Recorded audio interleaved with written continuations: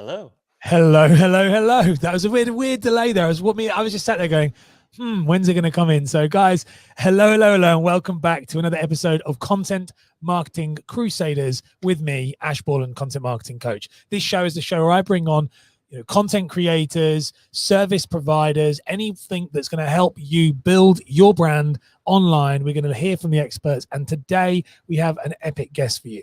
We've got Graeme Hay. So Graeme Hay is the founder of Ember Sky Media, which is like a crazy channel. I was going on his channel. This is my intro to him. It's just it's never correct. I was on his channel and I just looked at, there's so much expensive, crazy tech on this.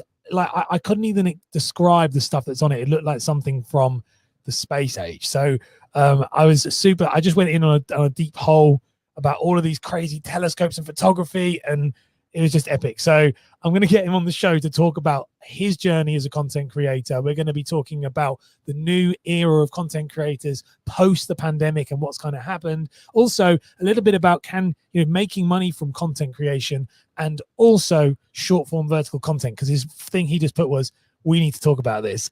So we're going to talk about that in more detail. But first, let's run the intro.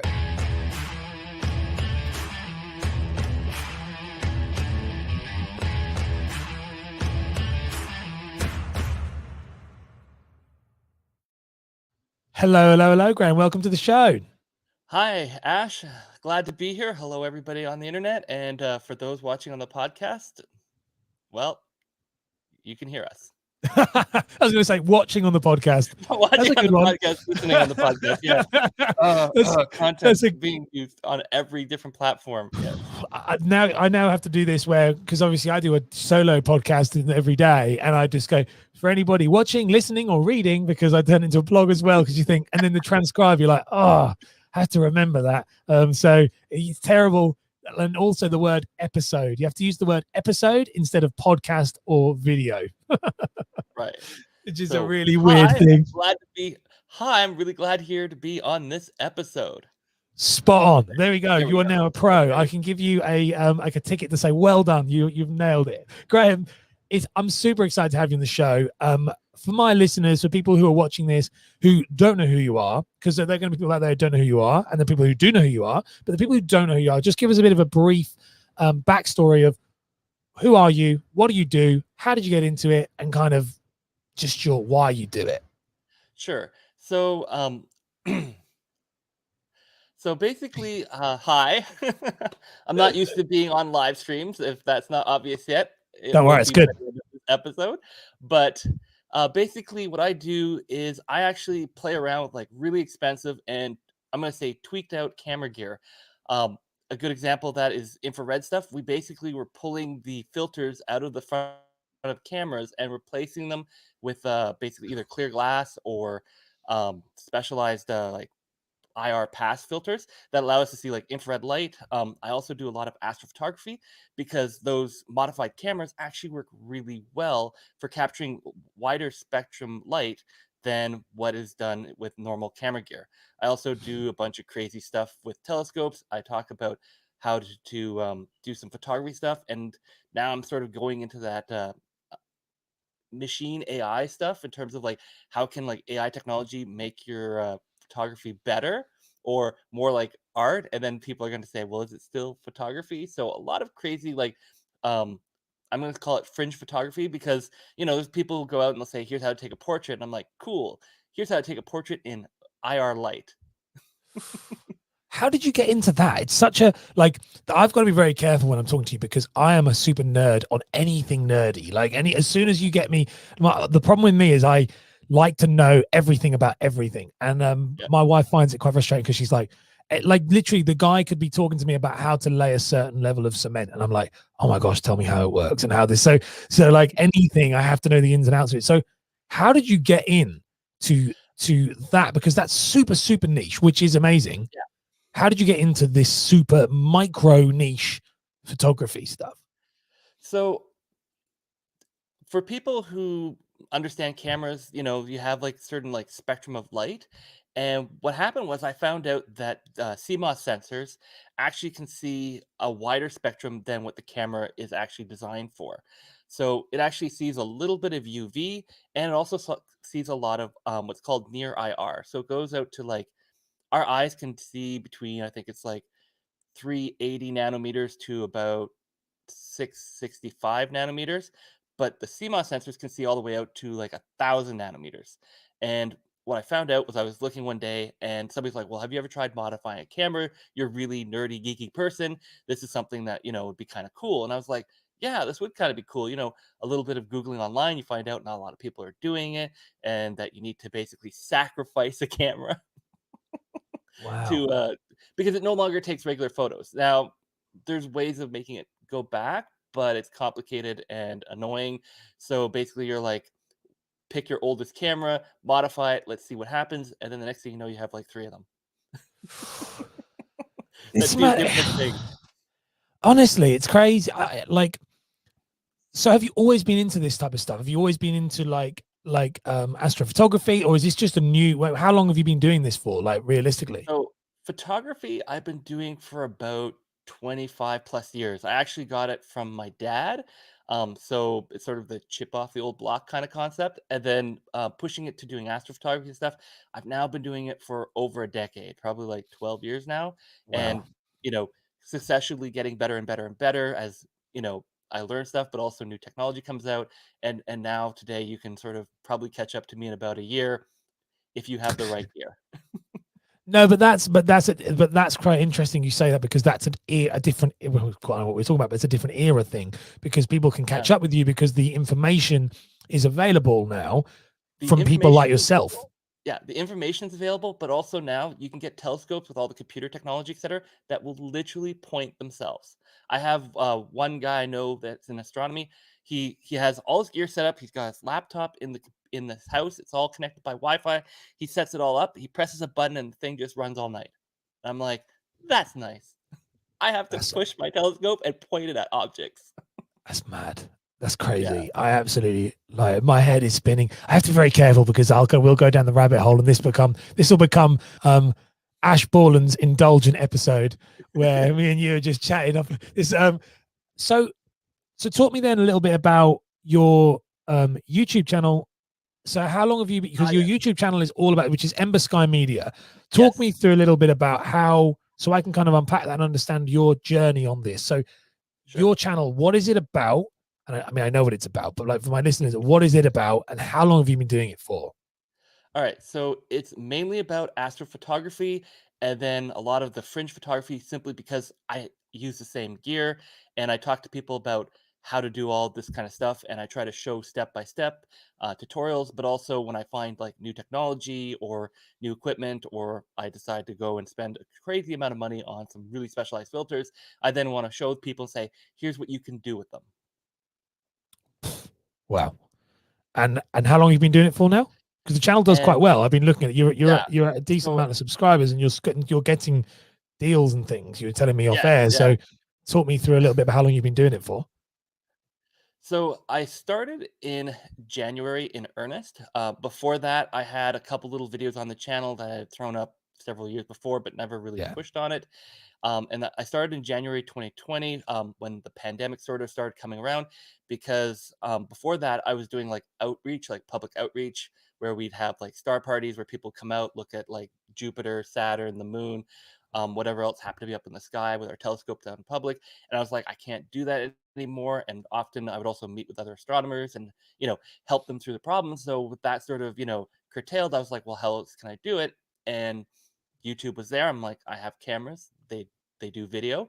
So let's make a go of this and hope that I don't make a fool of myself, which that's debatable.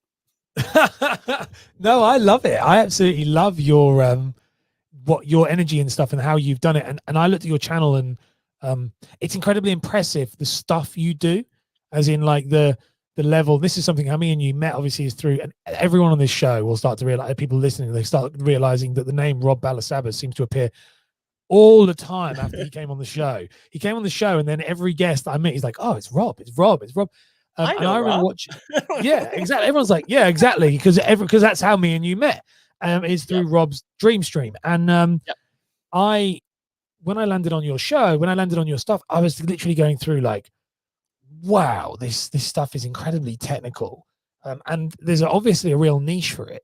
So let's talk a little bit about, and let's talk about this kind of pandemic new era of creators, because you are one of these people, and so am I. Funny enough, I am one of. This is why I'm very interesting. I mean, I've been a content creator for like 4 or 5 years, but really ramped it up when the pandemic hit. So, Yeah. what's it been like, your experience from going from you said I've uploaded a couple of videos. My whole Yeah. my thing I enjoy is this photography, astro, and all that stuff. To going, I'm gonna make content around it. I'm going to be a content creator. And I always say to my clients, you've got to become a content creator first and a X second, whatever it may be. So if you're a coach second, not a coach first. So Yeah. what's this journey been like for you over this since you've said since January? What's it been like? It's been a little crazy. When I first posted some videos, I was like, just making like really in-depth tutorials about specific camera gear. Particularly one that's done well is a telescope that I have. It's like $1,000. Well, I guess it's $700 US, $1,000 Canadian. Um, and I was like, okay, I'm going to talk about it, put there, and it actually did really well. And I was like, okay. And then by about video 8 or 9 on the third month, I was like, oh, actually, people are watching this. Oh my god, and people are subscribing. Oh, I guess this is a real thing now.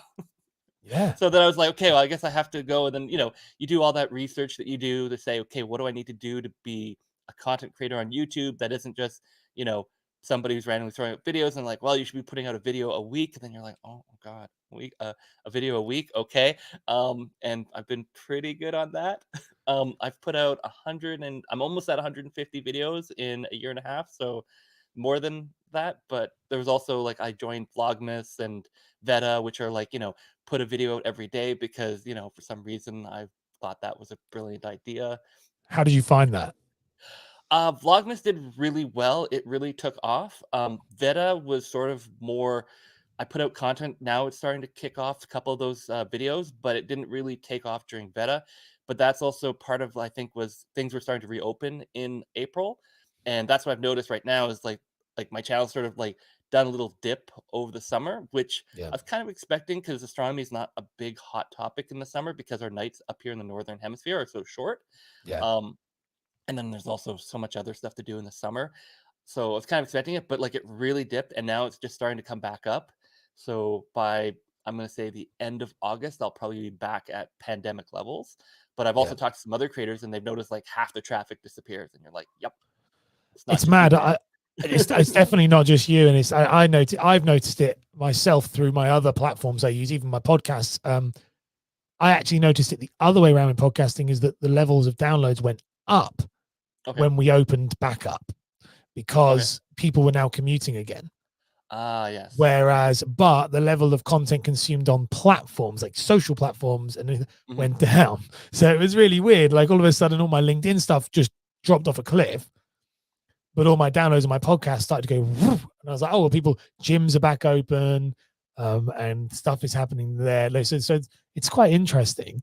So that's Yeah. quite cool the way you did, because you have got a lot of videos on there. And I've been doing some research on it. I always do a research before you come on anyway, just to know what are you top performing, what are the figures that we're looking at. Not Yeah. that I care about figures because I have zero interest in figures, and it has zero bearing, which is what we're going to get to. I'm sure definitely is part of the thing we're going to talk about Yep. sponsorships and things like that. It has zero bearing really on proper deals and things. It's not the sponsorships. It's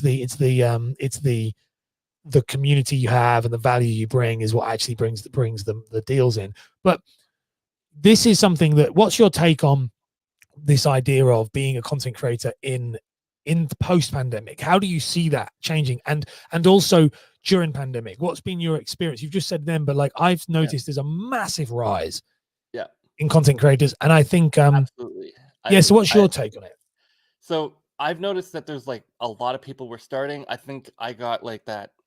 Like I was at the front of the line of that group of people because I was already looking at doing it sort of semi before, and then I was like, once the pandemic hit, I'm like, okay, it's go time kind of thing.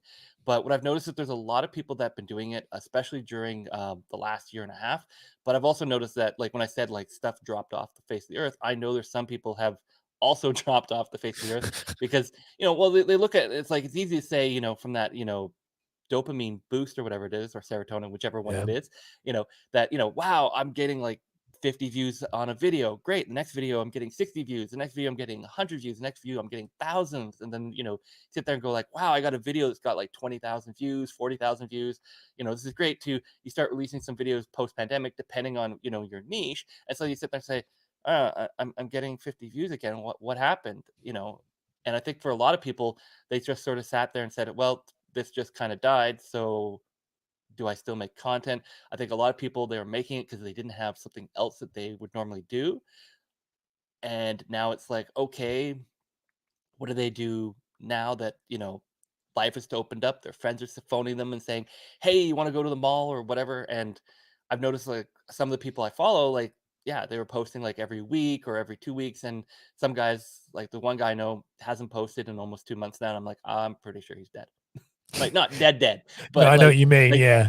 like he might post something a bit later, but like the channel just went from like, almost bi-weekly to nothing in 2 months, and you're like, yeah, he might not be posting anymore. And this is definitely an impact for me because I'm a relatively new content creator.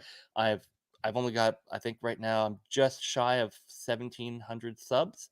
It's pretty good. So That's still really no, good. no, I'm only at I like 400 and something. no, no, I'm not saying that as a bad I thing, but know. like in terms of like finding people in that sort of under 5,000 subscriber niche that are doing this on a daily day basis, that you can say, hey, let's go do a collab. And then say, yes, they're It's going to show hard. up for it. They're going to do it. They're going to be here. They're going to show up to your live stream show when they didn't know it was live streaming, not go, holy, this is live. What? Yeah. But it's that concept of, now it's like, yeah, a lot of those people I was talking to say, hey, we could do this, we could do that, we could do this. Yeah, a couple of them have gone poof. Some of them said, sure, maybe, they've gone from, yeah, let's do this to, well, I'll get to it eventually, maybe. And it's like, okay. Whereas for me, I'm still putting out a video a week. I did miss 1 week because I was dealing with, a car that decided to break down on the side of the road. You know, that kills your transportation a couple days, so it eats us a bit of time. But other than that, I am looking for a new car or a new to me car at some point. I Even, but love that. I'm still putting out content. Like I had a video earlier this week. I had a video put out midnight tonight.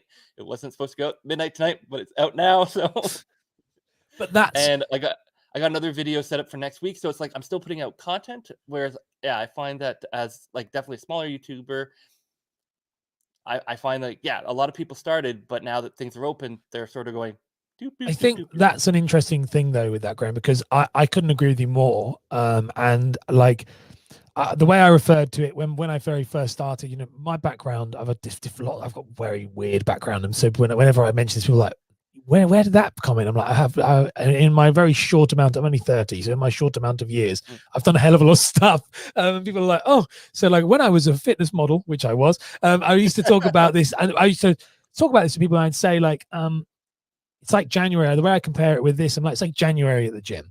And when COVID hit and Yeah. the pandemic happened, everybody became a content creator. Now I was very similar to you. I've been a content creator for 4 or 5 years before in my finance business.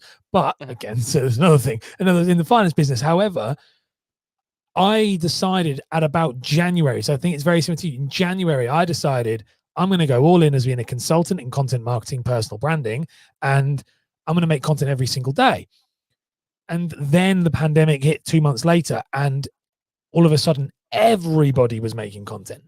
Yeah. And it was amazing for the business, but it was also quite overwhelming because there was a lot of choice. And all of a sudden, everybody was an expert and everybody was talking about it. What's really Have interesting you is, been and this on is, Clubhouse recently? I can't go on it. We can talk about, I don't I like it. I was on it. I got a invite through somebody via Rob kind of thing, right? Yeah. Rob again. But I got in there pretty early and it was pretty good the first like 2 months, and it was like really good. But then now everyone's on there saying, hi, my name is this, I make da da da da da da da da da da da, and then they want to tell you that they're an expert. And I'm sitting here going like, I was listening to a travel one, and I'm like, I've gone to I have a travel blog of over 10 years that I've been doing pre-pandemic. I only post stuff when I like go on trips and stuff, but like I've been to 25 countries, and then I'm listening to this person on Clubhouse thinking, wow, this person's like this YouTuber kind of thing, da, da, da. And I'm like, I don't think they've ever gone anywhere. That's what happens though. Like, And, that's the scary thing. One thing that with having this show, and yeah, this is the thing that, you know, it built and it grew, was I brought content creators on. It's not like that now, but like when I first yeah, started, it's what made me do it. Originally it was a hobby, and I was bringing people on, and I was like, what, you do this as a job? This is your job, and like, and people are paying you, and I know more than what you're talking about. How is this possible?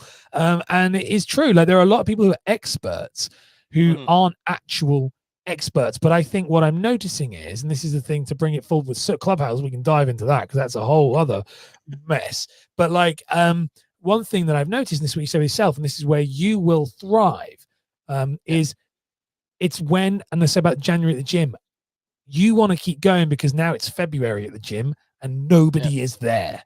And when there's yeah, nobody there, that's when all of those people who've been watching the ton of people, you know, all those people who've been watching all the other astronomer type of photography, type of videography stuff that you do, yeah, you're the only one that's consistently now showing up. And they'll go, ah, so these guys effectively incubate an audience for you.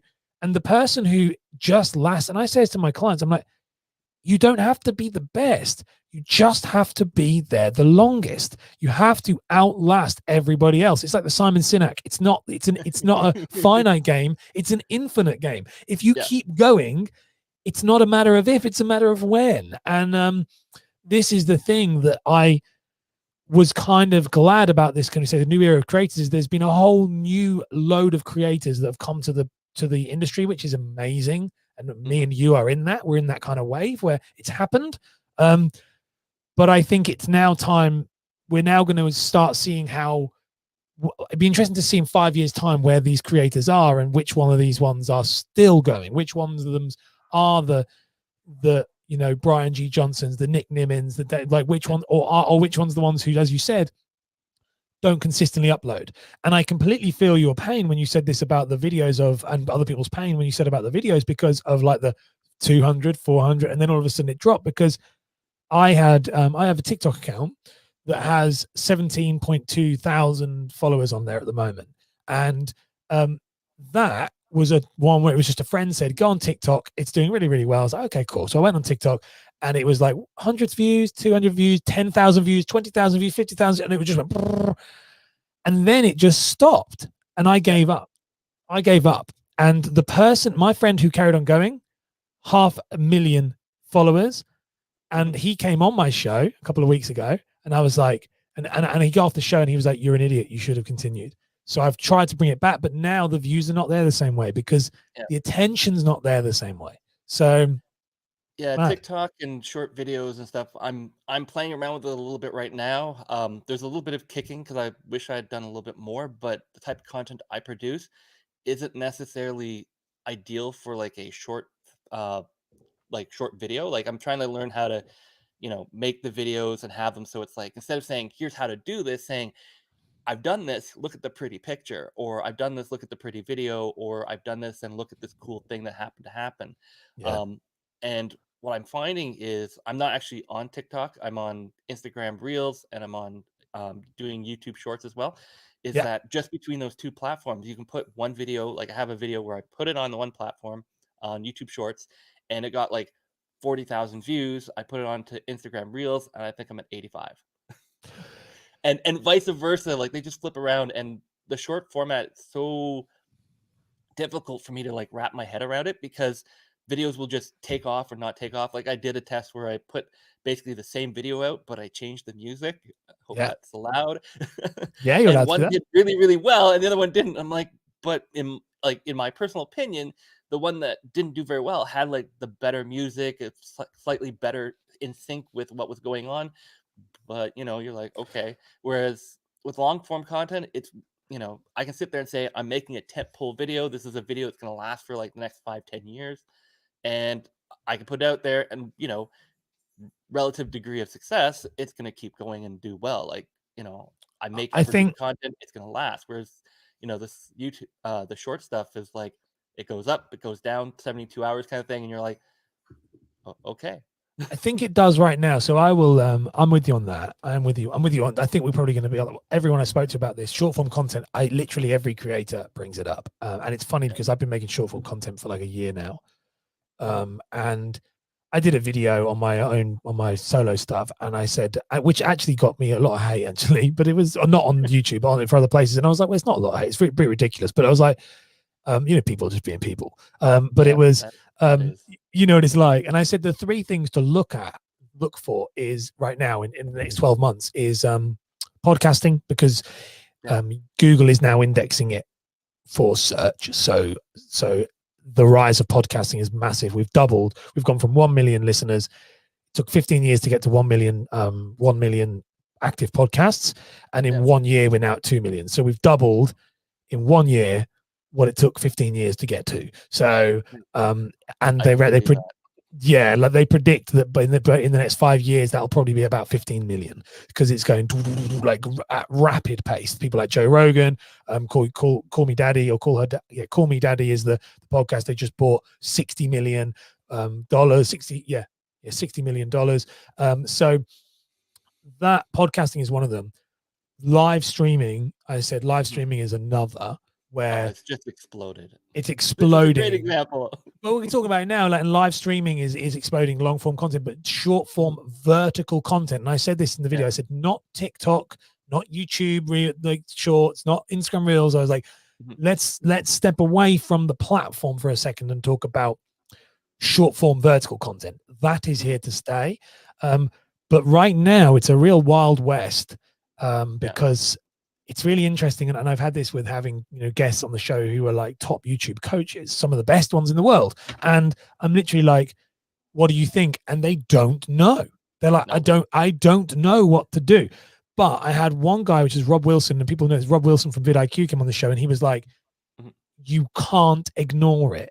He was like, you can't ignore it. He said, because when this becomes, he said, it's not a matter of if it becomes searchable, it's a matter of when it becomes searchable. He said, and when it becomes searchable, your channel, people are going to, you said you might find your long form. So now it's like medium form, because with live streaming, we're looking at really long form. So it's like medium form, kind of 10-minute videos. He said that content might end up becoming obsolete, and the short form content in 5-10 years could outperform it. And so I'm in a really funny place with it, because I wasn't doing it because it does exactly what you said. There's no rhyme or reason to it right now. You upload something, it doesn't do well. I uploaded I do 3 shorts a day, and they upload to my YouTube channel. So I aim to do 100 pieces of content a month on my YouTube channel, and so I do 3 shorts a day, and one will do 2 views, one will do 800, and I'm like, and the one that does 800 is terrible, and the one that does 2 is really good. But it's the rhyme and reason of it. But go on. Sorry. No, I totally agree with you. Like, I went and took I have a short form, or I guess medium form video, which is about picking blue raspberries, because it's something that we can do out here. And I was like, cool, show you that kind of thing. And I was like, we were boiling it to make jam, so I took a little short video of the jam boiling. I said, raspberry jam on it. I added some music, tossed it up there, and it's like, I think it's just shy of 4,000 views. I'm like, are you kidding me? I think so. That's really interesting, because I think this is where people, not saying that's wrong. I'm going to sneeze. So I hope not. It's not wrong, but what people are using, I think people are using short form content wrong. Because I had David on the show yesterday when we did the live stream, and I was saying this to him. I said, I think they're doing it wrong. I think the people we're creating it like TikTok, and TikTok is changing as well. I know a lot of people in TikTok. I know some big names on there who have been on the show. So the TikTok people are the best people to watch, and they know this stuff. They know how it works. They know what to do. We're all making funny videos, comedy videos, dancing, and that's now, but it's not what it will be. And I think this is what people are missing with short form content, is that it's not what it's going to be. If we create, if we look at YouTube 2008, we would have just all made cat videos, because that's what it is. And the idea of someone watching a video like yours would be ludicrous. They'd be like, and we saw that with someone like Gary Vaynerchuk, who did Wine Library TV, saying, Nobody. He said everyone was doing cat videos and funny adverts that they were re-uploading. And then he did a proper show. And look at us now and look where he is and look what he's done. So I think you, with someone like yourself, you with what your content is, could be epic on like with all of the like, look at the photo this made before, after. Like, I think it could blow up. Well, that's what I'm trying to experiment with right now. I have a plan for August that I'm currently, this weekend I'll be producing a bunch of short form content specifically for August, and that's when I'm not going to be doing 3 a day, but I'm hoping to get like 3 or 4 a week up in addition to my regular content, and just sort of see where does it go, what sort of works, what doesn't work, what's just completely random. But yeah, I'm trying to come up with that entertainment value, but also that informational value. I know some people call it like edutainment, but trying to get it into that, 1 minute block of saying, here's all this cool information and all this other stuff in 1 minute that you're going to absolutely love. And if you want to learn more about this, come to the channel, watch something longer, because I'm not doing a whole bunch of 1 minute snippets on how to do astrophotography. Like, it could be like this. I need to go to the bank and get like a pile of money and be like, how to do astrophotography. Step 1, tons of money. Step 2, gear. Step 3, 6 months of your life. I think this is something the mistakes I made with short form content, and I actually paid a coach to come along and help me, a TikTok coach called the Ginger Marketer. He's been on the show twice, and he's absolute legend, and he really helped me a lot. Like, it was, the growth was because of him. He came in and just kind of took a sledgehammer to everything I was doing, which was good. It wasn't good at the time. It was very uncomfortable, but it was good afterwards. And what he said was, he was like, shorter is better. So he was like creating, I was like, you can do a minute. And he was like, no, 15 seconds. And I was like, really? He was like, yeah, 15 seconds. Yeah. It's like, any longer than, and so I use it on TikTok with the recording, it sets the limit. It was like, anything over 15 seconds, you are going to be losing their attention over and over again. So I was like, okay, cool. So I said, well, I've got these 3 videos. And he was like, these listicle videos. And he was like, no, that's why I do 3 videos. Is he was like, that's 3 videos. If you've got 3 tips, there's 3 individual tips. And I was like, so how I make it is I do my daily long form show, which normally has 3 things in it, because it's a 3 steps for this, 3 videos for this. And then I make 3 short videos, 15-second videos on each tip. And that was him that said that. He was like, you don't need to keep remaking stuff. He said, you just have to literally go, this is it. Like, this is like today's one was talking about Camtasia. So it's just like, Camtasia, this is what it is, this is how it works, this is what it's done. So it's interesting, because anything longer than that, they just drop off. They really do.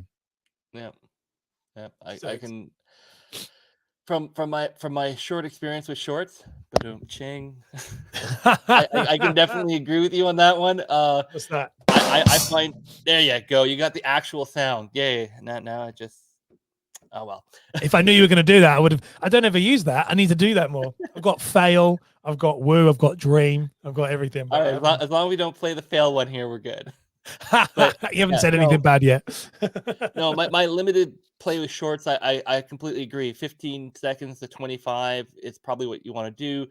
I do know that on YouTube you can drop a card, like an end screen card, if it's longer than, I think it's 20 seconds. Yeah. So it depends on what you're doing. If you're going to go for something super short, or if you're going to go a little bit longer, just so you can stick a card in there as sort of like a learn more, click on this. I don't think the card appears on the short shelf, though. It does not appear on the short shelf, so you have to That's the problem, duality it. But I have a couple of shorts that have, they do get some regular, I'm going to say normal traffic. They don't do as well as a normal video, but, I sit there and say, yeah, they're getting like, 10 views a week kind of thing. Okay. And then that has it where they kick 1 or 2 of those views over to a regular video. I'm like, I will take it. Traffic is traffic. I mean, this is something that I watch channel makers, and they were talking about this and splitting, so I have this podcast, which is the long form interview show. I have my solo stuff and I have my shorts, and I've always split them. People said don't put them all in the wrong place, in the same place. But the reality is, they all have different audiences and they all drive traffic to your brand. So Yeah. I do think I actually now having spoken to lots of people about it, I don't think shorts can negatively impact your channel the way people think they can. I think I there's think less certainty. Sorry, there's more certainty now that they're not negatively impacting the channel, but you do have to realize that they bring a different yes, audience to your channel. And if you are making shorts that are completely different than your regular content, you could expect the retention rates to go down a little bit. But yeah. it's still more people than you would have gotten without the short. Well, that's the thing. I think that I did a short, did really well, gave me like 25 subscribers, and I was like, you'd kill for 25 subscribers if it's a marketing short, so they are marketing people, so they might not. So I think, as you said, but I think the people were worried about losing their subscribers. But I was talking about someone's this off air a couple of days ago, and I said, if you did a short and it gained you 1,000 subscribers, but you lost 200, if that was in money terms, you would take that deal. I was like, Yeah. because in the end of the day as well, and I think I'm a bit, the way I feel about this with anything on YouTube, on podcasting is, it's my life and my channel. So if you don't like it, that's fine. You can go off, so if I'm a guy and I don't want to see you making berries and picking berries and making jam, which by the way is epic. I love that. I'm going to go get, my wife makes homemade jam. I'm going to have some after this. After you said that's fine. Off I go then. It's not it's not your job to, and I don't like that a lot, where it's like, where people are like, focus on the viewer. I think you should focus on the viewer, but it is your content and it is your platform and your channel and your podcast and your TikTok. So I think you still have to Yeah. create what's right for you. I'm learning that now after a year and a half being there, because originally I was like, oh, I'm doing astrophotography. I got to stick like really, really, really niche.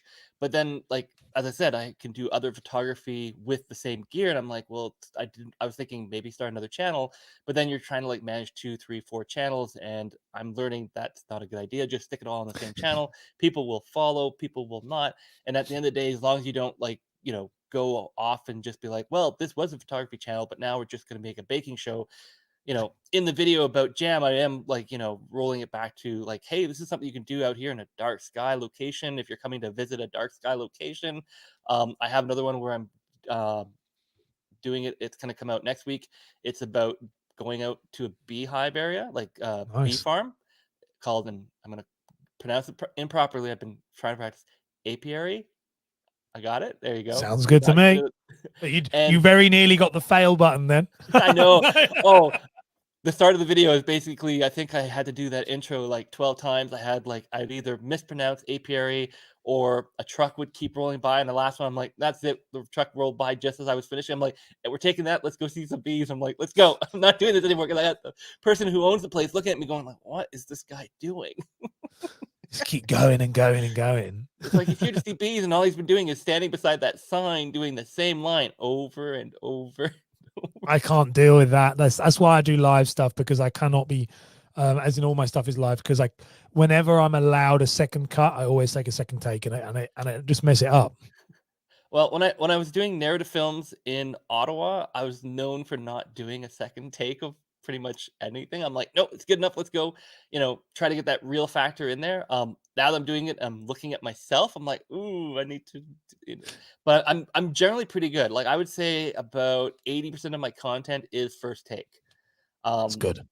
Now, when I started, it was probably about 80% of my content was like third or fourth take, and it took forever to make videos. Now I'm like, I'm better at this. I've got it figured out. And that's something just anyone new listening to this and thinking about it. Practice, practice, practice. Like, seriously, the first 6 months of your video making career is going to be, you're going to look back at it and be like, what was I doing? And you're going to want to like hit that, move your cursor towards the delete button. Don't do that. Unlist. Yeah, Unlist. list. But, but yeah, no, it takes about, I would say, 6 months of just making videos and watching your own videos and editing them, realizing what you're doing wrong, trying to improve it, not talk really quickly, although sometimes I still do that. There's the ums that you got to work on, but overall, you get better and better with practice. You can't just go and say, I'm going to read a bunch of lessons, read a bunch of books. There is a certain practice element to being in front of the camera and doing this.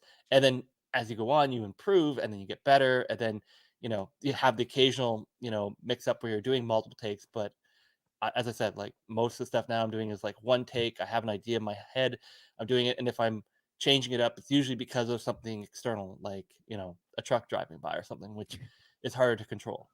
Definitely if you're outside. So something I wanted to ask you, which was never in the plans while we were talking, but me and you were Okay. chatting about this before. Don't worry, you're like, whoa, I'm going to catch you off guard.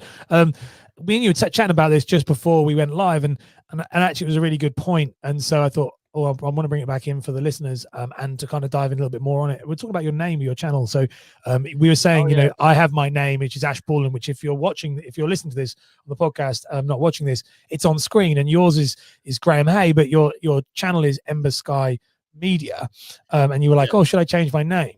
So why did you name it not your name? What was the mindset around your name and stuff? So when I was looking at starting the channel late 2019, I watched a bunch of videos, and everyone's like personal branding, personal branding. You want to, like, your channel is your name is your channel. Some people would be like, you might want to use a slightly different name, but overall you're like, the idea being is it's Ash Borland, it's the Ash Borland show. Whatever Ash Borland wants to talk about, that's what you're going to get, right? And then Ash Borland is doing, content marketing, how to be a greater content person, how to improve your marketing, all that great stuff, but it's Ash Borland. And I've seen that there's a lot of people that have done this, and they've done it very successfully, but I looked at it and said, that's great, but it does limit you in one key factor, which is, if you're watching the Graeme Hay show, you're expecting to see Graeme Hay 100% of the time. It's like you see it with like what's it, Linus Tech Tips kind of thing, right? He's on the show, and I look at that going like, man, he's probably regretting calling it Linus Tech Tips, because he's probably wants to put an application out there saying, who else is named Linus? Please come and co-host, take over this. And I'm seeing this a lot in some of the, I would say, year 6, 7, 8 creators, where you get to a certain point where the show's doing well, your channel's doing really well, and you can't expand anymore because it's you. Everyone's expecting to see you. So I went and picked Ember Sky Media, because I was like, well, Ember Sky, it's a bit of astro without being like, astro, astro, astro. And then I put media in there because I'm doing different types of media. I'm doing photography, I'm doing video. I actually do have some podcast ideas, but I'm still working on that. I have a little test podcast I'm trying right now to see how that works. But the idea being, at the end of the day, I'm like, I'm happy to have a co-host. I'm happy to maybe later down the road, not just have a co-host, but say, have somebody on this channel, another astronomer, saying, with their gear, doing episodes on, like, probably gear that's more expensive than everything I own, because that exists in astronomy. Money solves problems. And if you've got $100,000, you can solve some of them. I love that. It's a very But good point though. Like Think Media did that, isn't it? Sean yeah, Cannell's Think Media. Like I noticed that with him, that he's, they have multiple team members, exactly. and they can pump out 5 or 6 videos a week, and they're all doing one, but they're all going into one channel. So yeah, it's a really good point. And same thing, like with a good example, that's the Camera Store channel. Like they had Jordan and Drake on there for like the longest time. They've now moved over to DP Review, but now they brought in people, I can't remember their name, but it's like Jordan's wife and one of the other people works at the Camera Store. If they're watching, sorry, I'm actually pretty bad with names, so I'm surprised I got the first two. But but you can do that. You can change up who you want. Those people can move around. They become, I don't want to say employees, but it becomes that concept of, if you want to move on to something else, you can, and you don't have this sort of, anchor to the show. Because Yeah. like there's a lot of things like, Chef Boyardee. Like I remember being told a story about, Chef Boyardee is actually based on a real person, but you wouldn't realize that, but it's actually based on a real person. And they've had to, like, market and stuff go forward. Same thing with like Kentucky Fried Chicken. Well, I guess that's Colonel Sanders. But you get this idea where it's like, now you have it where they're like animated characters and all this other stuff, because they've passed on. And I'm looking, going like, do I really want to be an animated character, like, 10 It's years down the road? It's a really interesting point, because Neil Patel, the YouTuber who's like, I don't know if I've heard of Neil Patel at all, but he's like a digital marketer. I mean, everyone, if you just type in Neil Patel, he's everywhere. And he was on one of my friend's podcasts, and he was talking about this, and he's like nearly a million subscribers, and he's Mr. SEO. You can't type in the term marketing content or anything digital without him appearing. I mean, Obama gave him an award, for God's sake. Like, it's insane. But like, he's like, you know, he's Mr. Digital Marketing. However, he was actually on my friend's podcast, and their whole business is Neil Patel Media. Now, he built his brand on that, and he said like about personal branding, and he said, what do you think? And he said, if I was to do it again, I never would have called it my name. And he said, because it's, as I scale, I have to be the face of it. He said the only reason we did it was short-term win, because I was a blogger and my blog was neilpatel.com.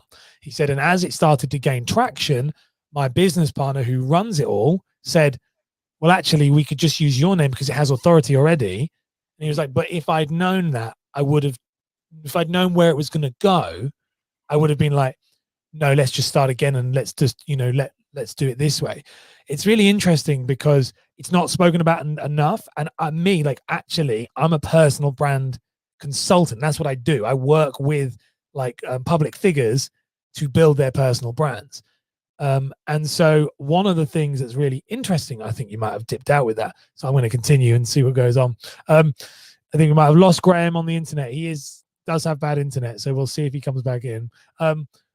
But for the listeners, just so you understand the way that personal branding works, and the issue that we have with personal branding is that it's absolutely fine if you're trying to build it yourself, but it's if you have any future to turn your business into a business and bring people in, like Graeme has just mentioned, and I'll just wait for Graeme to come back in, then this is the issue that you have. And it's a massive issue that a lot of people don't realize. So you have to decide, and Graeme's going to come back in, and you have to decide yourself whether or not you want to build a personal brand or a business brand. And another thing that actually came up, and I had this for you guys listening to all of the people who are watching this while we wait for Graeme to join us again. We had Ed Lawrence on the show, which is, he's the founder of Film Booth, or the co-founder of Film Booth. Him and his business partner do this. They're a YouTube channel, and also they're epic at what they do.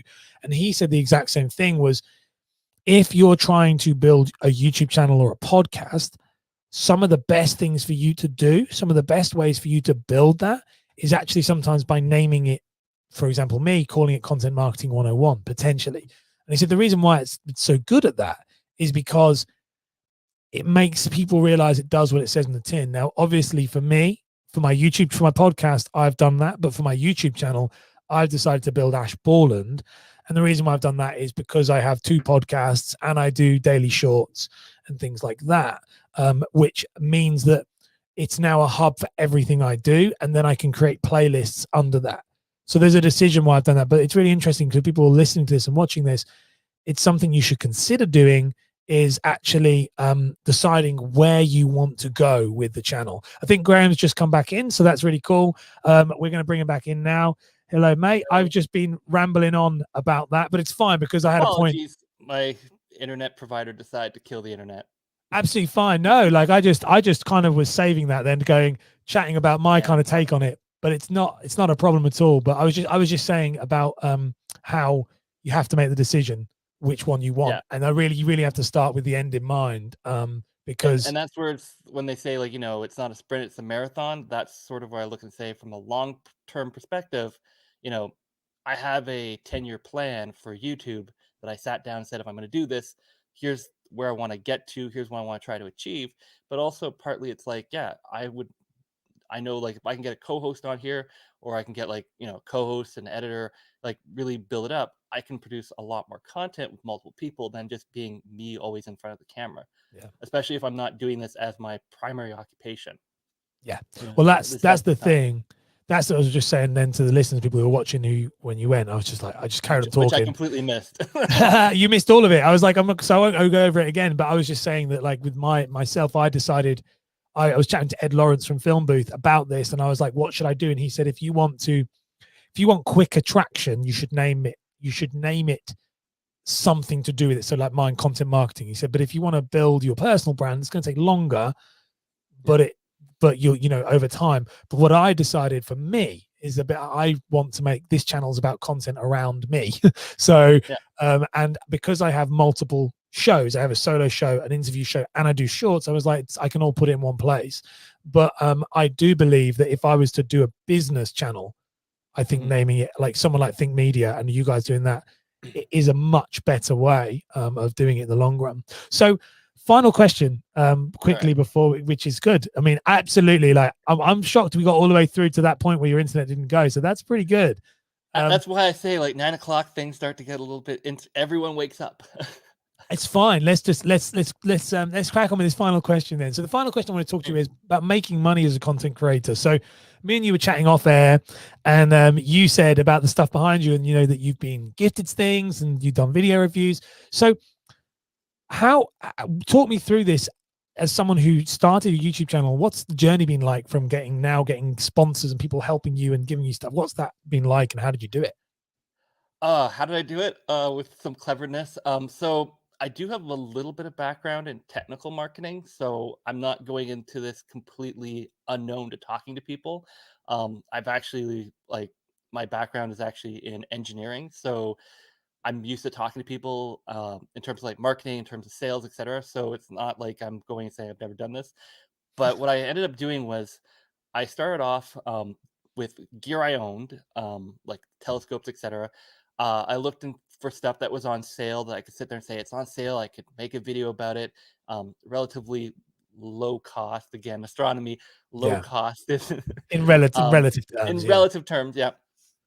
And I also, started to work on getting into like Facebook groups, getting into various like online communities, and trying to help people in that. In addition to doing the video stuff, but basically being noticed, being recognized, not just being somebody who shows up and saying, "Hey, can I have some free stuff?"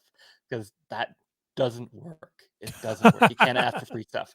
You can't just walk into a room and say, "Hi, I make a YouTube video channel and I'd like some free stuff. Can I please have that $10,000 telescope?" That does not. No, it doesn't work. So what I ended up doing was I was looking at products that, and this is my big secret. I end up looking at products that I want to buy, and then I reach out to those companies. And I'm like, I want to buy this product. I'd like to do a review on it. Can you answer some questions about this? Because I want to make sure this is the right product for me. And I'll be honest, more often than I was surprised to find out, like more often than I was ever thinking this was going to work, companies would come back and say, "Oh, cool. Well, here's like a discount code," or once I sort of got past 500 subscribers, I had a couple companies are saying, "Yeah, here's some free stuff. Would you like some money with that too?" And I was like, "Yes." Yeah, very But good. you reach out and you say, like, because at the end of the day, if you're willing to buy it because it's something that you are going to need and use, reaching out to that company saying, "I'm doing a YouTube video on this. Can you give me some additional information? I just want to make sure that if I'm buying this, I'm buying it because I want to use it, but I also want to buy it, make a video about it. I just don't want to be sitting there going like, yeah, I bought this thing. It's nice, but I can't make a video about it to recommend it to other people. So I'm happy to have it, but it'd be really nice if I could get that, extra benefit." And I also signed up for like pretty much every affiliate program I could find. Like that makes some nice money in the back end, especially if you're selling something that's like, again, $700 and up. It's like 4% of $700. It's a lot of money. It doesn't happen very often, but when it goes ding, you're like, "Hey, I made $50 in a day." Woo. It's really smart. I really, just to pick on that, like, because this is the side that people don't like. I always say there's 6 ways to make money as a content creator. You've got, and there's a video on that. People want to check that out. And obviously, check out that video. Check out that video. That sponsorship and kind of affiliate, and that's all part of it. But the one that's really hard is brand deals that people are scared of. And actually, it's really interesting. You said, like, I have a background in, I said, I've been sponsored before in other things, not for this, but in as a fitness guy, I was sponsored, and also I've been sponsored as a gamer before as well. And so I know, as you said, it's got to be what is in it for them, and which is really interesting. You say that people don't seem to get is I would say to them, you've got to make sure that you're more valuable to them than they are to you. That has to be that way. There has to be that when you come in and say, which is what I love about it. If you're going, "I'm about to make a video on this, could you tell me about it?" You've brought the attention to what you do. Then there's a reason why I have service providers on this podcast. I bring them on the podcast, whether or not they sponsor me or not, they now know who you are. And that's the thing that's really important. And I love that and you say you can, obviously it's not your first rodeo, is that you can tell that, because I get people, one of the questions I get asked all the time about sponsorships is people go, how do I get it? And I'm like, you don't bring anything to the table. You're literally hoping that these people find you, and that's it. There's nothing else, so that approach is really clever. I love that. Yeah. And the other thing I would just add to that is, as I said, like for my approach, it's stuff that I'm probably like, it's stuff that I'm going to buy anyway. It's stuff that I want for my channel. Like I'm moving towards doing that. So it's this concept of, do you guys want to come along for the ride? Do you want to make my ride a little bit easier?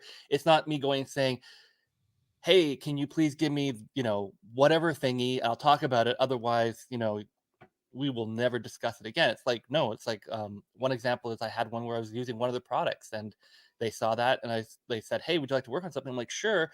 Here's some of this other gear that you guys sell that I would love to use because it's something I would actually be using. It's just, outside of my current budget. And they said, well, here, we'll send it to you. It's like, yay, thank you. But that concept of, it's not me going and saying, can I have something free? It's them reaching out, but you have to show that value. You have to, make a couple, I say freebie videos, but that idea of like, you have to go out, make a name for yourself. You have to do that, but you can't just be going around saying, I'm only going to review free stuff. It's like, no, I review stuff. Like I have some stuff where somebody gave me like a 50% off. Like if somebody comes to you and says, hey, here's some random product that you want, and they'll give you 20, 30, 40, 50% off. If you're like, oh, I'm not really going to do it unless it's free, then that's not something you really want. It's not really something that's in your channel niche. It's just you sitting there going like, what else can I get? And that's not a good attitude to bring. I couldn't agree with you more. And actually, one thing I was chatting with someone about this yesterday, saying that the way I approach brand deals, and have always done that from a background of doing and being a performer and being someone who's done that, is I wait until I just make them aware of who I am, but I don't approach them until they approach me. And the reason why is that it has to be aligned with what you do and who you are. And so all I do is make a brand very aware of who I am. I've always done that before. Like, you make them very aware.